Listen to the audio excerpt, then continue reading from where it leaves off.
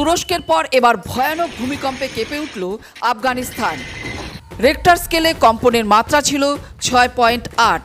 উত্তর পূর্ব আফগানিস্তানের ফৈজাবাদ শহর থেকে 265 কিলোমিটার দূরে এই ভূমিকম্পের উৎসস্থল। রেক্টার স্কেলে কম্পনের মাত্রা ছিল 6.8। বৃহস্পতিবার সকালে চীনা সীমান্তের কাছে আফগানিস্তান এবং তাজিকিস্তানে ভূমিকম্প অনুভূত হয়। বৃহস্পতিবার সকাল 6:07 আফগানিস্তান এবং তাজিকিস্তানের মাটি কেঁপে ওঠে। প্রথম কম্পনের 20 মিনিট পর আবার একটি আফটার শকে কেঁপে ওঠে ওই এলাকা। রেক্টার স্কেলে কম্পনের মাত্রা ছিল 5। দ্বিতীয় কম্পনের কিছুক্ষণ পর আবার একটি আফটার শক অনুভূত হয়। রেক্টার স্কেলে কম্পনের মাত্রা ছিল 4.6। এই ভূমিকম্পে ধ্বংসস্তূপে পরিণত হয়েছে আফগানিস্তান।